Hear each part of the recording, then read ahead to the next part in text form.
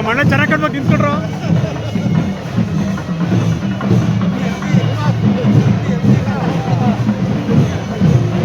ಸಖತ್ತಾಗಿದೆ, ಸೂಪರ್ ಆಗಿದೆ. ಮತ್ತೆ ಒಳ್ಳೆ ಅಧ್ಯಕ್ಷ ಬಂದವರೇ ಏನು ಅಧ್ಯಕ್ಷ ಬಿಡವಲ್ಲಪ್ಪ.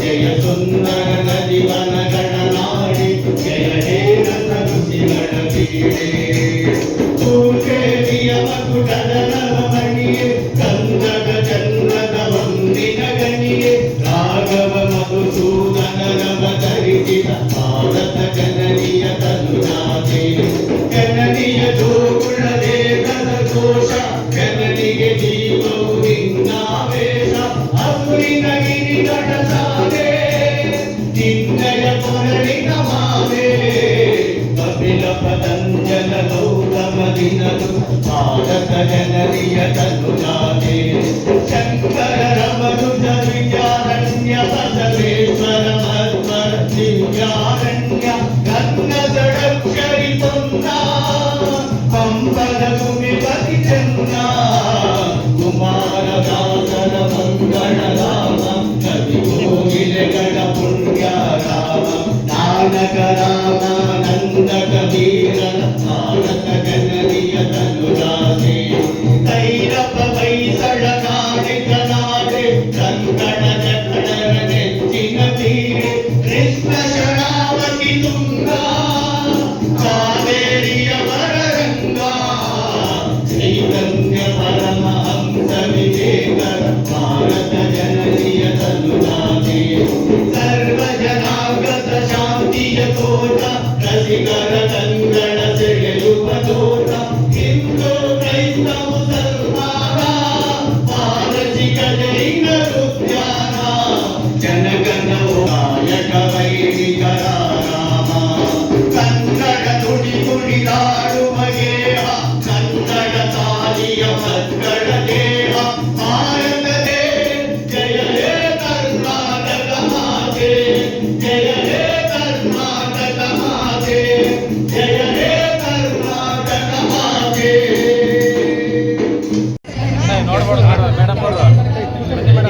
ಗಾಳಿ ಅಲ್ಲೋಗ ಕೆಟ್ಟದ್ದು ಇತ್ತ ತಿರುಗಿಸಿ ಆಂಟಿ ಆಂಟಿ. ಹಾ ಯಾರು ಆಂಟಿ?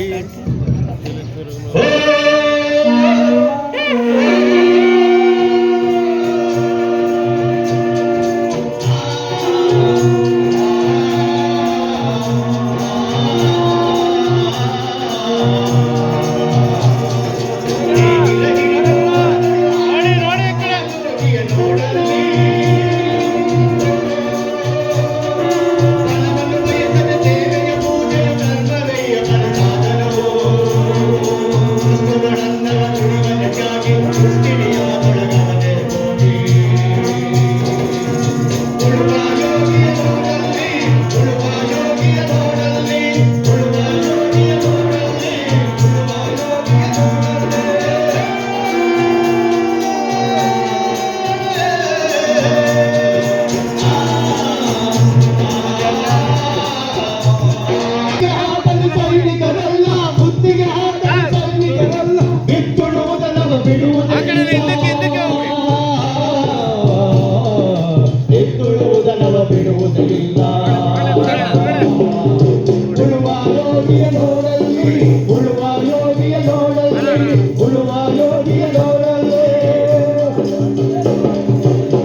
ಬೆಸುಗನ್ನಿ ನಾಗರಿಕತೆ ಸಿರಿಮಣ್ಣು ನಿರೇಗಿಲಿನಾಶೆಯದಿ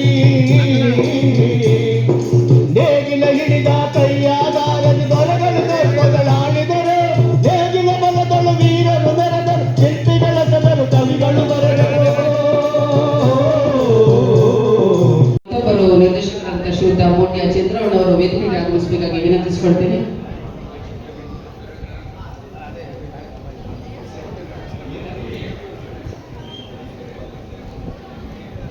ಹಾಗೆಯೇ ಮತ್ತೊಬ್ಬರು ನಿರ್ದೇಶಕರಾದಂತಹ ಶ್ರೀಯುತ ನೆಲ್ಲಿಗೆರೆ ಬಾಲು ಅವರು ಹಾಗೆಯೇ ರಾಘವೇಂದ್ರ ಸರ್ ಅವರು ಕೂಡ ವೇದಿಕೆಗೆ ಆಗಮಿಸಬೇಕಾಗಿ ವಿನಂತಿಸಿಕೊಳ್ತೇನೆ.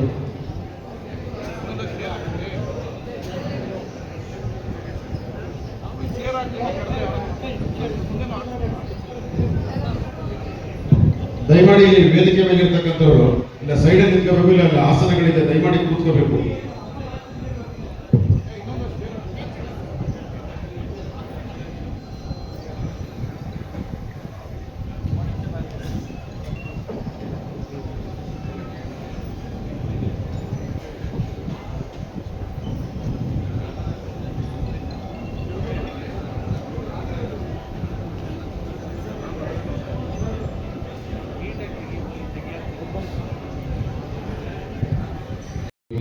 ನಾಡಿನ ನಾಡಪ್ರಭು ಕೆಂಪೇಗೌಡರ ಜಯಂತಿಯನ್ನು ಹಮ್ಮಿಕೊಂಡಿದ್ದಾರೆ. ಈ ಒಂದು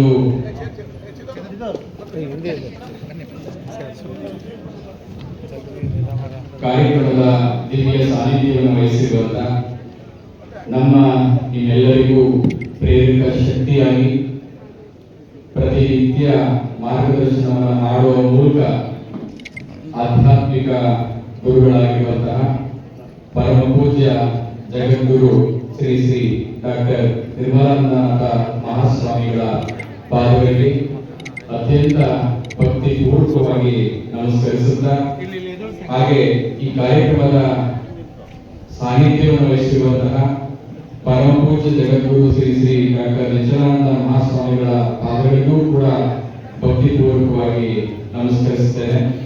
ಕಾರ್ಯಕ್ರಮದ ಅಧ್ಯಕ್ಷತೆಯನ್ನು ವಹಿಸಿರುವಂತಹ ಮಂಡ್ಯ ವಿಧಾನಸಭಾ ಕ್ಷೇತ್ರದ ಮಾನ್ಯ ಹಾಗೂ ವೇದಿಕೆಯಲ್ಲಿರುವಂತಹ ಎಲ್ಲ ರೀತಿಯ ಗಣ್ಯ ಮಹನೀಯರೇ ಮತ್ತು ವೇದಿಕೆಯ ಮುಂಭಾಗದಲ್ಲಿರುವಂತಹ ಎಲ್ಲ ಪ್ರೀತಿಯ ಸಹೃದಯ ಬಂಧುಗಳೇ, ಈ ದಿನ ವಿಶೇಷವಾಗಿ ನಾವೆಲ್ಲರೂ ಕೂಡ ಈ ಒಂದು ಭವ್ಯ ಸಭಾಂಗಣದಲ್ಲಿ ನಾಡಪ್ರಭು ಕೆಂಪೇಗೌಡ ಜಯಂತಿಯನ್ನು ಆಚರಣೆ ಮಾಡಲಿಕ್ಕೆ ಸೇರಿದ್ದೇವೆ. ಸರ್ಕಾರದ ಕಾರ್ಯಕ್ರಮವಾಗಿ 27ನೇ ತಾರೀಕು ಕಾರ್ಯಕ್ರಮವನ್ನು ನಾವು ಆಯೋಜನೆ ಮಾಡಬೇಕಾಗಿತ್ತು. ಎಲ್ಲರ ಒಂದು ಅಭಿಪ್ರಾಯವನ್ನು ಆಲಿಸಿದ ನಂತರ ಬೆಂಗಳೂರಿನಲ್ಲಿ ದೊಡ್ಡ ಮಟ್ಟದ ಕಾರ್ಯಕ್ರಮಕ್ಕೆ ಎಲ್ಲರೂ ಕೂಡ ಭಾಗಿಯಾಗಬೇಕಾಗುತ್ತೆ. ಹಾಗಾಗಿ ಒಂದು ಅರ್ಥಪೂರ್ಣವಾಗಿ ಹೊಸದಾಗಿ ಯಶಸ್ವಿಯಾಗಿ ನಾವು ಕಾರ್ಯಕ್ರಮವನ್ನು ಮಾಡಬೇಕು ಅನ್ನುವಂಥ ಅಭಿಪ್ರಾಯ ಕೊಟ್ಟ ಹಿನ್ನೆಲೆಯಲ್ಲಿ ನಾವು ಇವತ್ತು 30ನೇ ತಾರೀಕು ಮಂಡ್ಯ ಜಿಲ್ಲೆಯಲ್ಲಿ ನಾಡಪ್ರಭು ಕೆಂಪೇಗೌಡ ಜಯಂತಿಯನ್ನು ಆಚರಣೆ ಮಾಡ್ತಾ ಇದ್ದಾರೆ. ಈ ಒಂದು ಜಯಂತಿಯನ್ನು ಆಚರಣೆ ಮಾಡಲಿಕ್ಕೆ ನಮಗೆ ಎಲ್ಲ ರೀತಿಯ ಮಾರ್ಗದರ್ಶನವನ್ನ ನೀಡಿದಂತ ಪರಮ ಪೂಜ್ಯ ಸ್ವಾಮೀಜಿಗಳು ಮತ್ತೆ ಎಲ್ಲ ಮುಖಂಡರು ಕೂಡ ನಮ್ಮ ಜೊತೆಗೂಡಿ ನಿಂತು ಕಾರ್ಯಕ್ರಮವನ್ನು ಯಶಸ್ವಿಯಾಗಿ ಆಯೋಜನೆಯನ್ನ ಮಾಡಿದ್ದಾರೆ. ಅವರೆಲ್ಲರಿಗೂ ಕೂಡ ನಾನು ಅಭಿನಂದನೆಗಳನ್ನು ಸಲ್ಲಿಸಲಿಕ್ಕೆ ಇಚ್ಛೆ ಪಡ್ತೇನೆ. ನಾಡಪ್ರಭು ಕೆಂಪೇಗೌಡರವರು ನನ್ನ ಪ್ರಕಾರ ನಾಡಿಗಷ್ಟೇ ಪ್ರಭು ಅಲ್ಲ, ಈ ದೇಶಕ್ಕೆ ಪ್ರಭು ಆದರೂ ಕೂಡ ತಪ್ಪಾಗಲಿಕ್ಕಿಲ್ಲ ಅಂತ ನಾನು ಭಾವಿಸ್ಕೊಂಡಿದ್ದೇನೆ. ಹಾಗಾಗಿ ಇಡೀ ಸಮಾಜಕ್ಕೆ, ಇಡೀ ದೇಶಕ್ಕೆ ಪ್ರಭುಗಳಾಗಿ, ಸಕಲ ಜೀವ ಸಂಕುಲದ ರಾಯಭಾರಿಗಳಾಗಿ, ವಿಶೇಷವಾಗಿ ಈ ನಾಡಿಗೆ ಕೊಟ್ಟಿರ್ತಕ್ಕಂಥ ಕೊಡುಗೆಯನ್ನ ನಾವು ಯಾವುದೇ ರೀತಿಯಲ್ಲೂ ಕೂಡ ಅದನ್ನು ಅಳಿಲಿಕ್ಕೆ ಸಾಧ್ಯ ಇಲ್ಲ. ಹಾಗಾಗಿ ನಾಡಪ್ರಭು ಕೆಂಪೇಗೌಡರವರು ನಿರಂತರವಾಗಿ ಚಿರಂಜೀವಿಗಳಾಗಿ ಬದುಕಿದ್ದಾರೆ. ದೈಹಿಕವಾಗಿ ನಮ್ಮ ಜೊತೆ ಇಲ್ಲ ಅಂದ್ರೂ ಕೂಡ ಅವರ ಸಾಧನೆಗಳು, ಅವರ ಕೊಡುಗೆಗಳು ಶಾಶ್ವತವಾಗಿ ನಮ್ಮ ಜೊತೆ ಜೀವಂತವಾಗಿದೆ. ಅಂದಾಗ ಕೆಂಪೇಗೌಡರವರು ನಮ್ಮ ಜೊತೆ ಇಲ್ಲ ಅಂದ್ರೂ ಕೂಡ ಅವರ ಸಾಧನೆಗಳು ಪ್ರತಿನಿತ್ಯ ಮಾತನಾಡ್ತಾ ಇದೆ, ಅವರ ಕೊಡುಗೆಗಳು ಪ್ರತಿನಿತ್ಯ ಮಾತನಾಡ್ತಾ ಇದೆ, ಅವರ ಕೊಡುಗೆಗಳು, ಸಾಧನೆಗಳು ನಮ್ಮ ಕಣ್ಮುಂದೆ ಇವೆ. ಹಾಗಾಗಿ ಸೂರ್ಯ ಚಂದ್ರ ಇರುವವರೂ ಕೂಡ ಕೆಂಪೇಗೌಡರ ಹೆಸರು ಅಜರಾಮವಾಗಿರುತ್ತೆ, ಅವರ ಸಾಧನೆಗಳು ಕೂಡ ಶಾಶ್ವತವಾಗಿ ಇರುತ್ತೆ ಅನ್ನುವಂಥ ಮಾತನ್ನು ನಾನು ಹೇಳಲಿಕ್ಕೆ ಇಚ್ಛೆ ಪಡ್ತೇನೆ. ಹಾಗಾಗಿ ಒಬ್ಬ ವ್ಯಕ್ತಿ ಬದುಕಿದ ನಂತರ, ಬದುಕಿ ಸತ್ತ ನಂತರ ಬದುಕು ಬದುಕೋದಿದೆಯಲ್ಲ ಅದು ಬಹಳ ಮುಖ್ಯ ಅಂತ. ನಮ್ಮೆಲ್ಲರ ಸಾಮಾನ್ಯ ಜನರದ್ದು ಏನಾಗುತ್ತೆ ಅಂದ್ರೆ ನಾವು ಹುಟ್ಟುತ್ತೇವೆ, ಬದುಕ್ತೇವೆ, ಬದುಕಿದ ಮೇಲೆ ಸಾಯ್ತೇವೆ, ಸತ್ತ ಮೇಲೆ ಅಲ್ಲಿಗೆ ನಮ್ದು ಕೊನೆ ಆಗುತ್ತೆ. ಆದ್ರೆ ಸತ್ತ ನಂತರ ಬದುಕೋದಿದೆಯಲ್ಲ ಅದು ನಿಜವಾದ ಬದುಕು ಅಂತ ಹೇಳಿ. ಸತ್ತ ನಂತರ ಬದುಕೋದಿದೆಯಲ್ಲ ಅದು ನಿಜವಾದ ಬದುಕು. ಆ ನಿಜವಾದ ಬದುಕು ಯಾರಪ್ಪ ಅಂದ್ರೆ ನಿಮ್ಮೆಲ್ಲರ ಏನು ನಾಡಪ್ರಭು ಅಂತ ಕರೀತೇವೆ, ನಾಡಪ್ರಭು ಕೆಂಪೇಗೌಡರು.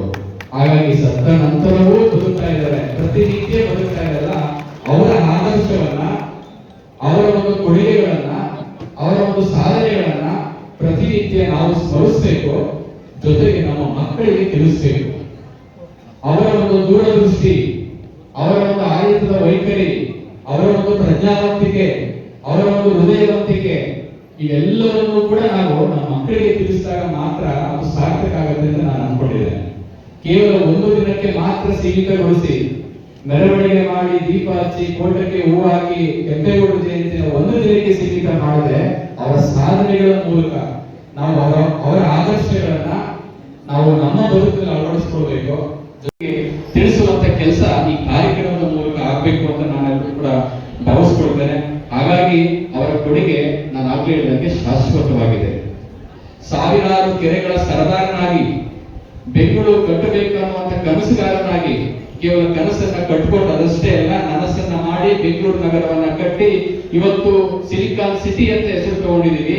ಇಡೀ ವಿಶ್ವ ಬೆಂಗಳೂರು ಕಡೆ ಕೈ ಮಾಡಿ ತೋರಿಸ್ತಾ ಇದೆ ಅಂದ್ರೆ ಅದಕ್ಕೆ ಕಾರಣ ಯಾರು ಅಂತ ಹೇಳಿದ್ರೆ ಕೆಂಪೇಗೌಡರು. ಹಾಗಾಗಿ ಯಾಕೆ ಇವತ್ತು ಬೆಂಗಳೂರು ನಗರವನ್ನ ಸಿಲಿಕಾನ್ ಸಿಟಿ ಅಂತ ಕರಿತೇವೆ ಅಂದ್ರೆ ಅದು ಅವರ ದೂರದೃಷ್ಟಿತ್ವ, ಅವರ ಆಡಳಿತ, ಅವರ ಒಂದು ಒಂದು ಪ್ರಜ್ಞಾವಂತಿಕೆ, ಆ ದೂರದೃಷ್ಟಿ ಚಿಂತನೆಯ ಮೂಲಕ ಇವತ್ತು ಬೆಂಗಳೂರು ಇಷ್ಟು ಸುಂದರ ನಗರವಾಗಿ ಕಾಣ್ತಾ ಇದೆ. ಹಾಗಾಗಿ ನಾಡು ನುಡಿಯ ಬಗ್ಗೆ ಅವರಿಗಿಂತ ಕಾಳಜಿ, ಜಾನುವಾರುಗಳ ಬಗ್ಗೆ ಇದ್ದಂತ ಕಾಳಜಿ, ಮತ್ತೆ ನೆಲ ಜಲದ ಬಗ್ಗೆ ಇದ್ದಂತ ಕಾಳಜಿ, ಇವೆಲ್ಲವನ್ನೂ ನೋಡಿಕೊಂಡಾಗ ಅವರು ಒಬ್ಬ ಸಮರ್ಥವಾದಂತ ಆಡಳಿತಗಾರ ಅನ್ನೋದ್ರಲ್ಲಿ ತಪ್ಪಿಲ್ಲ ಅನ್ನುವಂತ. ಬೆಂಗಳೂರು ನಗರ ಅಷ್ಟು ಸುಂದರವಾಗಿದೆ ಅಂದ್ರೆ ಬೆಂಗಳೂರು ನಗರ ಕಟ್ಟಿದಂತ ಕೀರ್ತಿ ಆಗಿರ್ಬೋದು. ಅದಾದ್ಮೇಲೆ ಇವತ್ತು ಬೆಂಗಳೂರು ನಗರದಲ್ಲಿರ್ತಕ್ಕಂಥ ಉದ್ಯಾನವನ ಇವತ್ತು ಆಧುನಿಕ ಜಗತ್ತಿನ ನಾವೆಲ್ಲರೂ ಕೂಡ ಪರಿಸರವನ್ನ ನಾಶ ಮಾಡುವಂತ ನೆಲೆಗಟ್ಟಿನಲ್ಲಿ ಹೋಗ್ತಾ ಇದ್ದೇವೆ. ಪರಿಸರದ ಬಗ್ಗೆ ಕಾಳಜಿ ಇಲ್ಲ. ಅಂತ ಒಂದು ಪರಿಸರವನ್ನ ಉಳಿಸಬೇಕು ಅನ್ನುವಂತ ಒಂದು ಭಾವವನ್ನು ಇಟ್ಕೊಂಡು ಅವತ್ತಿನ ಕಾಲದಲ್ಲೇ ಉದ್ಯಾನವನವನ್ನು ಕಟ್ಟಿ ಇವತ್ತು ಸ್ವಾಭಾವಿಕ ಅನಿಯಂತ್ರಿತ ನಗರವನ್ನಾಗಿ ಮಾಡ್ಬೇಕು ಅನ್ನುವಂತ ಚಿಂತನೆಯನ್ನ ಕಟ್ಕೊಂಡಿದ್ರಲ್ಲ, ಅದಕ್ಕಿಂತ ಬೇರೆ ಉದಾಹರಣೆ ಆಗ್ಬೇಕು. ನಾವು ಮನೆಗಳಿಗೆಲ್ಲ AC ಹಾಕೊಡ್ತೀವಿ, ಆದ್ರೆ ಇಡೀ ನಗರ AC ಆಗಿರ್ಬೇಕು ಅಂತ ಕನಸನ್ನ ಕಂಡಂತ ಕೆಂಪೇಗೌಡರವರ ದೂರದರ್ಶಿತ್ವವನ್ನು ನಾವೆಲ್ಲ ಅರ್ಥ ಮಾಡ್ಕೊಳ್ಬೇಕು ಅಂತ ನಾನು ಇಲ್ಲಿ ಇಚ್ಛೆ ಪಡ್ತೇನೆ. ಇವತ್ತು ಎಲ್ಲೋ ಇರ್ತಕ್ಕಂಥ ಕೆರೆಗಳನ್ನ, ರಾಜಕಾಲುವೆಗಳನ್ನ ಮುಚ್ಚುತ್ತೇವೆ, ಅಭಿವೃದ್ಧಿ ಹೆಸರಿನಲ್ಲಿ ನಾವು ಹೊಡಿತೇವೆ. ಆದ್ರೆ ಅವತ್ತು ಸಾವಿರಾರು ಕೆರೆಗಳನ್ನ ನಿರ್ಮಾಣವನ್ನ ಮಾಡಿ ಜೀವನಾಡಿಯಾಗಿ ಪ್ರತಿಯೊಬ್ಬರಿಗೂ ಕೂಡ ನೆಲೆಯಾಗಿ ನಿಂತವರು ಕೆಂಪೇಗೌಡರು. ಹಾಗಾಗಿ ಬೆಂಗಳೂರು ಯಾವುದೇ ನದಿ ಮೂಲ ಅಲ್ಲ, ಯಾವುದೇ ಸಮುದ್ರ ತೀರದಲ್ಲಿ ಇಲ್ಲ. ಆದ್ರೆ ಮಳೆಯಿಂದ ಬಂದಿರತಕ್ಕಂತ ನೀರನ್ನ ಯಾವ ರೀತಿ ಹಿಡಿದಿಟ್ಕೊಳ್ಬೇಕು ಅಂತ ಕನಸನ್ನ ಕಂಡು ಸಾವಿರಾರು ಕೆರೆಗಳನ್ನ ಕಟ್ಟಿ ವೈಜ್ಞಾನಿಕ ಚಿಂತನೆಯ ಮೂಲಕ ಬೆಂಗಳೂರು ನಗರಕ್ಕೆ ನೀರನ್ನ ಕೊಡಬೇಕು, ಬೆಂಗಳೂರು ನಗರವನ್ನ ಸುಂದರ ಮಾಡಬೇಕು ಅನ್ನುವಂತ ಒಂದು ದೂರದೃಷ್ಟಿತ್ವ ಅವರಲ್ಲಿ ಇತ್ತು. ಜೊತೆಗೆ ಎಲ್ಲ ಜನಾಂಗದ ಕುಲಕಸಬನ್ನ ಆಧಾರ ಮಾಡಿಟ್ಕೊಂಡು ಸುಮಾರು ಬೆಂಗಳೂರಿನಲ್ಲಿ 24 ಪೇಟೆಗಳನ್ನು ನಿರ್ಮಾಣ ಮಾಡಿದಂತ ಕೀರ್ತಿ ಅವರಿಗೆ ಸಲ್ಲಬೇಕು. ಮತ್ತೆ 4 ಗೋಪುರಗಳನ್ನು ನಿರ್ಮಾಣ ಮಾಡುವ ಮೂಲಕ ಜನರ ಸುರಕ್ಷತೆಯನ್ನು ಯಾವ ರೀತಿ ಕಾಪಾಡಬೇಕು ಅನ್ನುವಂತ ಬೆಂಗಳೂರು ನಗರವನ್ನ ಕೆಂಪೇಗೌಡರು, ಎಸ್.ಎಂ. ಕೃಷ್ಣ, ಡಿ.ಕೆ. ಶಿವಕುಮಾರ್ ಕಟ್ಟೋದಕ್ಕೆ ಕೆಲವರು ವಿರೋಧ ಮಾಡ್ತಾರೆ, ಕಟ್ಟಲಿಕ್ಕೆ ಆಗಲ್ಲ ಅಂತ. ಯಾಕಂದ್ರೆ ಕೆಂಪೇಗೌಡರು ಕಟ್ಟಲಿಲ್ಲ. ಮಂಡ್ಯ ನಮ್ಮ ನಾಲ್ವಡಿ ಕೃಷ್ಣ ರಾಜ ಒಡೆಯರು ಕಟ್ಟಿ ಜುಲೈ 1ಕ್ಕೆ ನಮಗೆ ಈ ಮಂಡ್ಯವನ್ನ ಸ್ಥಾಪನೆ ಮಾಡಿದ್ರೆ ನಾವು ಬದುಕಕ್ಕಾಗ್ತಿರ್ಲಿಲ್ಲ. ಅಭಿವೃದ್ಧಿ ಮತ್ತು ನಗರ ಎರಡು ಏಕೈಕವಾಗಿ ಬಂದಾಗ ಮಾತ್ರ ಅಭಿವೃದ್ಧಿ ಆಗಕ್ಕೆ ಸಾಧ್ಯ. ಇಲ್ಲ ಅಂತ ಹೇಳಿದ್ರೆ ಆಗಲ್ಲ. ಇವತ್ತು ಅತಿ ಹೆಚ್ಚು ಒಕ್ಕಲಿಗರನ್ನೇ ಹೊಂದಿರುವಂತ ಬೆಂಗಳೂರಿನಲ್ಲಿ ಅನ್ನ ಕೊಡುವಂತವರು ಮಂಡ್ಯ ಜಿಲ್ಲೆಯ ರೈತ ಸಮಾಜದ ಬಾಂಧವರು, ಒಕ್ಕಲಿಗರು. ಅದನ್ನ ನಾವು ಹೆಮ್ಮೆಯಿಂದ ಎಲ್ಲಿ ಬೇಕಾದ್ರೂ ಎದೆ ತಟ್ಟಿ ಹೇಳುವಂತ ಶಕ್ತಿ ಇರೋದು ನಮಗೆ ಮಾತ್ರ. ಅದನ್ನ ನಾವು ಬಹಳ ಹೆಮ್ಮೆಯಿಂದ ಹೇಳ್ತೀವಿ. ಕೆಂಪೇಗೌಡರ ಹೆಸರನ್ನ ಚಿರಸ್ಥಾಯಿಯಾಗಿ ಇರಬೇಕು, ಮಂಡ್ಯ ಜಿಲ್ಲೆಯಲ್ಲಿ ಅವರ ಪ್ರತಿಭೆಯನ್ನು ಸ್ಥಾಪನೆ ಮಾಡಬೇಕು ಅನ್ನೋದು ಬಹಳ ಬಹುಜನರ ಕನಸು ಮತ್ತು ಆಸೆಯಾಗಿತ್ತು. ಅದಕ್ಕೆ ನಮ್ಮ ಸರ್ಕಾರ 2 ಕೋಟಿ ರೂಪಾಯಿಯನ್ನ ಮಂಡ್ಯಗೆ ಬಿಡುಗಡೆ ಮಾಡಿ ಟೆಂಡರ್ ಮಾಡಿದ್ವಿ. ಇನ್ನ ಮುಖ್ಯಮಂತ್ರಿಗಳ ಸಮಯ ಕೇಳಿದ್ವಿ. ಸಂಜಯ್ ವೃತ್ತದಲ್ಲಿ ಭವ್ಯವಾದ ಕೆಂಪೇಗೌಡರ ಪ್ರತಿಮೆಯನ್ನ ನಮ್ಮ ಗುರುಗಳ ಇಬ್ಬರು ಗುರುಗಳಿದ್ದಾರೆ ನೇತೃತ್ವದಲ್ಲಿ ಶಂಕುಸ್ಥಾಪನೆ ಮಾಡಿ ಅದನ್ನ 6 ತಿಂಗಳಲ್ಲಿ ಉದ್ಘಾಟನೆ ಮಾಡುವಂತ ಕೆಲಸವನ್ನ ನಾನು ಮಾಡ್ತೀನಿ. ಅದೇ ರೀತಿ ಕೆಂಪೇಗೌಡರ ರಸ್ತೆ ಹೆಸರಿಡಬೇಕು ಅಂತೇಳಿ ಒಂದು 30-40 ವರ್ಷದಿಂದ ಇತ್ತು. ಅಂಬೇಡ್ಕರ್ ಅವರ ಹೆಸರನ್ನು ಇಟ್ಟು ಕೆಂಪೇಗೌಡ ಹೊಸ ರಸ್ತೆಗೆ ಇಟ್ಟು ಅದಕ್ಕೆ ಈಗಾಗಲೇ ನಗರಸಭೆಯಲ್ಲಿ ಅನುಮೋದನೆಯನ್ನ ಪಡೆದುಕೊಂಡಿದ್ದೀವಿ. ಅದನ್ನ 3 ಕೋಟಿ ರೂಪಾಯಿಯಲ್ಲಿ ನೀವೀಗ ನೋಡಿದ್ರೆ ನೀವೇ ದಿನ ರಾತ್ರಿ ಹೋದ್ರೆ ಅದು ಆ ರೋಡಲ್ಲಿ ಸೆಲ್ಫಿ ಹೊಡೆದುಕೊಳ್ತೀರ. ವಿದೇಶಿ ಮಾರ್ಗದಲ್ಲಿ ಅಭಿವೃದ್ಧಿಯನ್ನ ಮಾಡಿ ಅದರ ಕಂಟಿನ್ಯೂಷನ್ಗೆ ಇನ್ನ 3 ಕೋಟಿ ಬಿಡುಗಡೆ ಮಾಡಿದ್ವಿ. ಅದು ಟೆಂಡರ್ ಆಗಿದೆ. ಕೆಲವು ತಾಂತ್ರಿಕ ಅಭಿವೃದ್ಧಿಯ ವಿರೋಧಿಗಳ ತಡೆವಿಕೆಯಿಂದ ಕೆಲಸ ನಿಂತಿದೆ. ಅದು ಮತ್ತೆ APMC ರೋಡು ಅದನ್ನು ನಾವು ಒಕ್ಕಲಿಗರು ಎಲ್ಲಿ ಬಿಡಿಸ್ಕೋಬೇಕು ಅನ್ನೋ ತಾಕತ್ತು ನಮಗೂ ಗೊತ್ತು. ಆ ಕೆಲಸವನ್ನು ಕೂಡ ಮಾಡಿ ಮುಗಿಸ್ತೀವಿ. ಕೆಲವರು ಅಭಿವೃದ್ಧಿಗೆ ಅಡ್ಡ ಆಗ್ತಾ ಇರ್ತಾರೆ. ಟೆಂಡರ್ ಹಾಕೋದು ಅಡ್ಡ ಹಾಕೋದು, ಟೆಂಡರ್ ಹಾಕೋದು ಅಡ್ಡ ಹಾಕೋದು, ಎಲ್ಲ ಊರಲ್ಲೂ ಇದೇ ಕೆಲಸಗಳು ನಡೀತಾ ಇರ್ತದೆ. ಅದನ್ನ ಹೇಗೆ ಬಿಡಿಸ್ಕೋಬೇಕು ನಮ್ಗೆ ಗೊತ್ತಿದೆ, ಬಿಡಿಸ್ಕೋತೀವಿ. ಹಾಗೆ ಮುಖ್ಯಮಂತ್ರಿಗಳಾದ ನಂತರ ಮಂಡ್ಯ ನಗರದ ಕೆರೆ ಕಟ್ಟೆಗಳ ಅಭಿವೃದ್ಧಿ ಆಗ್ಬೇಕು ಅಂತೇಳಿ 100 ಕೋಟಿ ರೂಪಾಯಿಯನ್ನ ವಿಶೇಷ ಅನುದಾನವನ್ನ DK ಶಿವಕುಮಾರ್ ಅವರು ಮಂಡ್ಯಕ್ಕೆ ಕೊಟ್ಟಿದ್ದಾರೆ. ಅದರ ಟೆಂಡರ್ ಪ್ರೋಸೆಸ್ ಅಲ್ಲದೆ ಅದು ಬಂದಿದ ತಕ್ಷಣ ಮಂಡ್ಯದ ರೈತರ 50-60 ವರ್ಷದ ಎಷ್ಟು ಕಷ್ಟದ ಕೆಲಸಗಳಿಗೆ ನಿಮಗೆ ನೀರು ಬಿಟ್ಟರೆ 8 ದಿನ ಆಗ್ತದೆ, 5 ದಿನ ಆಗ್ತದೆ, 4 ದಿನ ಆಗ್ತದೆ.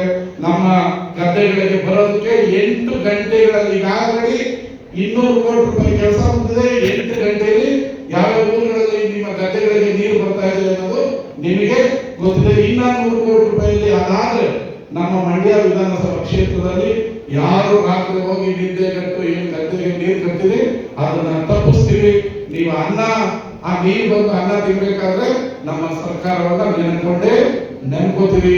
100 ವರ್ಷ 50 ವರ್ಷದಿಂದ ಆಗಿದ್ದಿಲ್ಲ, ಆಗಿದೆ, ಅದನ್ನ ಮಾಡಿದ್ರು ಅನ್ನೋ ಭಾವನೆ ನಿಮಗೆ ಬರುತ್ತೆ. ಇವತ್ತು ನಮ್ಮ ಹಿಂದಿನ ಉಸ್ತುವಾರಿ ಸಚಿವರಾದ ಚಲುವರಾಯಸ್ವಾಮಿ ಅವರು ಈ ಜಿಲ್ಲೆಯ ಅಭಿವೃದ್ಧಿಗೆ 10,000 ಕೋಟಿಯನ್ನ ತಂದಿದ್ರು. ತರದೇರೋದೇನೆ ಮಾತಾಡ್ಬೋದು, ತಂದು ಕೆಲಸ ಆಗ್ತಾ ಇರೋದು ಮಾತ್ರ ನಾವು ಮಾತನಾಡ್ತೀವಿ. ಅದೇ ರೀತಿ ಪಂಚಲಿಂಗೇಶ್ವರ ದೇವಸ್ಥಾನವನ್ನ ನಂಜನಗೂಡಿನ ಮಾರ್ಗದಲ್ಲಿ ಅಭಿವೃದ್ಧಿ ಮಾಡೋದಕ್ಕೆ 10 ಕೋಟಿಯ ಕ್ರಿಯಾ ಯೋಜನೆ ಮಾಡಿದ್ವಿ. ಈಗ 8 ಕೋಟಿ ರೂಪಾಯಿಯನ್ನ ಬಿಡುಗಡೆ ಮಾಡಿದ್ವಿ. ಪರಮ ಪೂಜ್ಯರ ಸಮಯ ತಗೊಂಡು ಕೆಳಗೋಟದಲ್ಲಿ ಅದರ ಭೂಮಿ ಪೂಜೆಯನ್ನ ಲಕ್ಷಾಂತರ ಜನ ನಿಯಮಗಳ ಮಧ್ಯೆ ಶೀಘ್ರದಲ್ಲೇ ಮಾಡ್ತೀವಿ. ಇದು ಕೆಂಪೇಗೌಡರ ತತ್ವವನ್ನ ಮಂಡ್ಯದಲ್ಲಿ ನಾವು ರೂಢಿಸಿಕೊಂಡು ಪ್ರತಿ ಹೆಜ್ಜೆಯಲ್ಲೂ ಅಭಿವೃದ್ಧಿಯನ್ನ ಮಾಡ್ತಾರೆ. ಕೇವಲ 3ನೇ ವಾರ್ಡು, 1ನೇ ವಾರ್ಡು, 2ನೇ ವಾರ್ಡು ಮಳೆ ಬಂದ್ರೆ ಮನಗಕ್ಕಾಗ್ತಿರಲಿಲ್ಲ. ಈಗ 1 ಇಂಚು ನೀರ ಬರೋದಕ್ಕೆ ಬಿಟ್ಟಿಲ್ಲ. ಈಗ ಆಲ್ರೆಡಿ 20 ಕೋಟಿಗೆ ಅಭಿವೃದ್ಧಿ ಮಾಡಿದ್ವಿ. ಇನ್ನ 50 ಕೋಟಿ ರೂಪಾಯಿನ ಈ 3 ವಾರ್ಡ್ಗೆ ಬಿಡುಗಡೆ ಮಾಡಿದ್ದೀವಿ. ಇನ್ನು 6 ತಿಂಗಳಲ್ಲಿ ಅದರ ಚಿತ್ರಣವನ್ನ ಬದಲಾಯಿಸಿ ನಿಮ್ಮ ಮುಂದೆ ಹೊಸ ಮಂಡ್ಯ ನಗರವನ್ನ ಇಡ್ತೀವಿ. ಈಗ ಆಗುವ ಅಭಿವೃದ್ಧಿಗಳನ್ನ ಇನ್ನು 1 ವರ್ಷದಲ್ಲಿ ಎಲ್ಲವನ್ನೂ ನಾವು ಇನಾಗ್ರೇಷನ್ ಕೂಡ ಮಾಡ್ತೀವಿ. ಮೊದಲ ಸರ್ಕಾರಗಳಲ್ಲಿ ಈಗಾಗ 10 ವರ್ಷ ಆಗೋದು ಕಮ್ಮಿಗೆ ತುಕ್ಕು ಹಿಡಿಯೋದು ಈಗೆಲ್ಲ ಏನಿಲ್ಲ. ಆಲ್ರೆಡಿ ಹಾಸ್ಟೆಲ್ ಉದ್ಘಾಟನೆ ಮಾಡಿದೀವಿ. ತಾಲೂಕು ಪಂಚಾಯತಿ ಕಟ್ಟಡ ನಡೀತಾ ಇದೆ. ಎಲ್ಲ ಕಟ್ಟಡಗಳು ಉದ್ಘಾಟನೆ ಬಂದಿದೆ. ನಿಮ್ಮೆಲ್ಲರ ಸಮ್ಮುಖದಲ್ಲಿ ಹೊಸ ಮಂಡ್ಯವನ್ನ ಉದ್ಘಾಟನೆ ಮಾಡ್ತೀವಿ ಅಂತೇಳಿ ಕೆಂಪೇಗೌಡರ ಜಯಂತಿಯಲ್ಲಿ ಪರಮ ಪೂಜ್ಯರು ಇಬ್ಬರು ಬಂದು ನಮಗೆ ಆಶೀರ್ವಾದ ಮಾಡಿದ್ದಾರೆ. ಅವರ ಆಶೀರ್ವಾದ ಸದಾ ಇರಲಿ ಅಂತೇಳಿ ಮುಂದಿನ ವರ್ಷದಿಂದ ಕೆಂಪೇಗೌಡರ ಜಯಂತಿಯನ್ನ ಜುಲೈ 1ನೇ ತಾರೀಕು ಆಚರಣೆ ಮಾಡಲಾಗುವುದು. ಯಾಕಂದ್ರೆ ಜುಲೈ 1 ಮಂಡ್ಯ ಸ್ಥಾಪನೆಯಾದ ದಿನ. ಮತ್ತೆ ಅಂಬೇಡ್ಕರ್ ಕೆಂಪೇಗೌಡರ ಜಯಂತಿ ಇನ್ನು 3 ದಿನ ಇರುತ್ತೆ. ಇನ್ನು ಮುಂದಿನ ವರ್ಷದಿಂದ ಕೆಂಪೇಗೌಡರ ಜಯಂತಿಯನ್ನ ಜುಲೈ 1ನೇ ತಾರೀಕು ಮಂಡ್ಯ ಸ್ಥಾಪನೆ ಮತ್ತು ಕೆಂಪೇಗೌಡರ ಜಯಂತಿಯನ್ನ ಮುಂದಿನ ಜುಲೈ 1ನೇ ತಾರೀಕಿಂದ ಮುಂದಿನ ವರ್ಷ ಆಚರಿಸಲಾಗುತ್ತದೆ ಸರ್ಕಾರದ ವತಿಯಿಂದ ಅಂತ ಹೇಳಿ ನನ್ನ ಮಾತನ್ನು ನಮಸ್ಕರಿಸ್ತಾ ಹಾಗೆಯೇ ನಮಸ್ಕರಿಸ್ತಾ ಕೆಂಪೇಗೌಡ ಜಯಂತಿ ಅಭಿನಂದನೆ ಎಲ್ಲರಿಗೂ ಹೇಳ್ತೀನಿ. ನಾಡಪ್ರಭು ಕೆಂಪೇಗೌಡರ ಬಗ್ಗೆ ಹೇಳೋದಕ್ಕೆ ನಾವೆಲ್ಲ ಕಿರಿಯರಾದ್ರೂ ಅವ್ರ ಸಾಧನೆ ಬಗ್ಗೆ ನಾವೆಲ್ಲ ಜೊತೆ ಇನ್ಸ್ಪಿರೇಷನ್ ಕೊಡಬೇಕಾಗುತ್ತೆ. ಯಾಕಂದ್ರೆ ಅವ್ರು ಅವತ್ತು ಬೆಂಗಳೂರು ಕಟ್ಟಬೇಕಾದ್ರೆ ಅವ್ರು ಯಾವತ್ತೂ ನಾವು ಒಕ್ಕಲಿಗರು ಬರೀ ಒಕ್ಕಲಿಗರು ಇರಲಿ ಅಂತ ಕಟ್ಟಿಲ್ಲ. ಅವರೆಲ್ಲ ಸಮಾಜಕ್ಕೂ ಈ ಊರು ಬೆಳಕಾಗಲಿ ಎಲ್ಲರೂ ಬಂದು ಇಲ್ಲಿ ಬೆಳಗಿ ಅಂತ ಕಟ್ಟಿದ್ರು. ಅದರಿಂದ ಬೆಂಗಳೂರು ಇವತ್ತು ಈ ಸ್ಥಾನಕ್ಕೆ ಬಂದಿದೆ. ಅದರಿಂದ ಮುಂದಕ್ಕೆ ತಗೊಂಡು ಹೋಗಿದ್ದು ನಮ್ಮ ಎಸ್ ಎಂ ಕೃಷ್ಣ ಸಾಹೇಬರಾಗಿರ್ಬೋದು. ಅವರು ITBD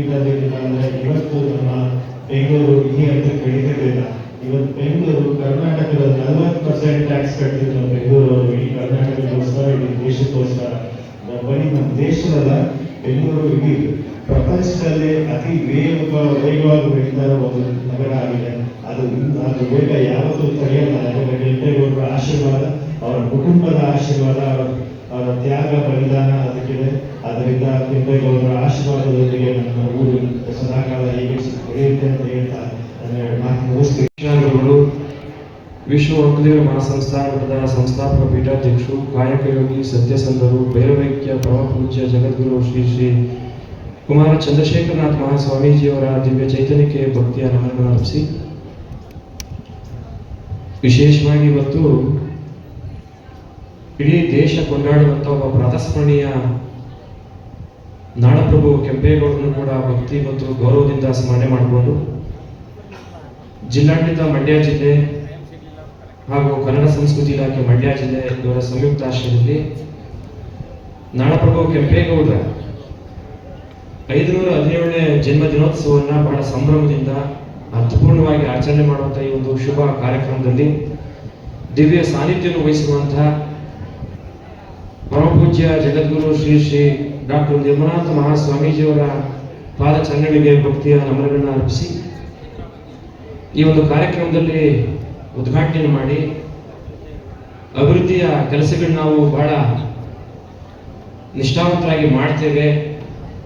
ಬೆಂಗಳೂರು ನಗರ ಹೇಗೆ ನಿರ್ಮಾಣ ಆಗಿದೆಯೋ, ಅಭಿವೃದ್ಧಿ ಆಗಿದೆಯೋ, ಹಾಗೆ ಮಂಡ್ಯ ಜಿಲ್ಲೆನೂ ಕೂಡ ಅಭಿವೃದ್ಧಿಪಡಿಸ್ತೀವಿ ಅನ್ನೋ ಒಂದು ಸಂಕಲ್ಪದ ಮಾತುಗಳನ್ನ ಹೇಳಿದಂಥ ಈ ಕ್ಷೇತ್ರದ ಶಾಸಕರಾದಂಥ ಸನ್ಮಾನ್ಯ ರವಿಕುಮಾರ್ ಅವರೇ,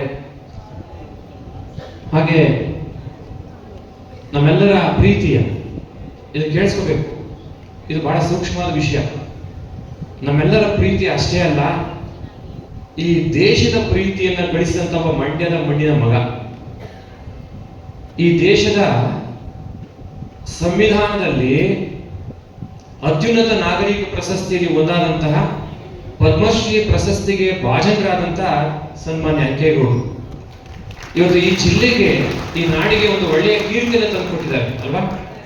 ನೋಡ್ಲಿಕ್ಕೆ ಸಾಮಾನ್ಯರಾಗಿ ಕಾಣಬಹುದು, ಆದರೆ ಅವರ ಮನಸ್ಸು, ಅವರ ಸಂಕಲ್ಪ, ಅವರ ಪರಿಶ್ರಮ, ಅವರ ನಿಷ್ಠೆ, ಅವರ ಸೇವೆ, ಅವರ ತ್ಯಾಗ ಇವತ್ತು ಕನ್ನಡ ನಾಡಿಗೊಂದು ಪದ್ಮಶ್ರೀ ಬರುವ ಹಾಗೆ ಮಾಡ್ತು. ಅದರಲ್ಲೂ ಮಂಡ್ಯ ಜಿಲ್ಲೆಗೆ ಒಂದು ಪದ್ಮಶ್ರೀ ಪ್ರಶಸ್ತಿ ಸಿಕ್ಕಿದೆ ಅಂದ್ರೆ ನಮ್ಮೆಲ್ಲರ ಒಂದು ಸೌಭಾಗ್ಯ, ನಮ್ಮೆಲ್ಲರೂ ಕೂಡ ಒಂದು ಹೆಮ್ಮೆ ಅಂತ ಒಬ್ಬ ಪುಣ್ಯಾತ್ಮನ ಉಪಸ್ಥಿತಿಯನ್ನು ನಾನು ಪ್ರೀತಿಪೂರ್ವಕ ಗೌರವಿಸ್ತೇನೆ. ಹಾಗೆ ಈ ವೇದಿಕೆಯಲ್ಲಿ ನಮ್ಮ DCC ಬ್ಯಾಂಕ್ನ ಅಧ್ಯಕ್ಷರು, ಇನ್ನು ಯುವ ಮುಖಂಡರು ಸಚಿನ್ ಚಲರಾಯಸ್ವಾಮಿ ಅವರ ಉಪಸ್ಥಿತಿಯೂ ಕೂಡ ಇದೆ. ಹಾಗೆ ವಿಶೇಷವಾಗಿ ನಮ್ಮ ಜಿಲ್ಲಾಧಿಕಾರಿಗಳು, ಮಂಡ್ಯ ಜಿಲ್ಲೆ ಕಂಡಂತ ಒಬ್ಬ ಅಪರೂಪದ ಜಿಲ್ಲಾಧಿಕಾರಿಗಳು. ನಾವು ಕೂಡ ಪೂರ್ವಾಶ್ರಮದಲ್ಲಿ ಅವ್ರ ಜೊತೆ ಸರಿಸುಮಾರು 1.5 ವರ್ಷಗಳ ಕಾಲ ಕೆಲಸ ಮಾಡಿದ್ದೇವೆ. ಒಂದು ಕೆಲಸ ಅಂದ್ರೆ ಕೆಲಸ ಮಾಡಬೇಕು ಅಂದ್ರೆ ಮಾಡಬೇಕು, ಮಾಡಿಯೇ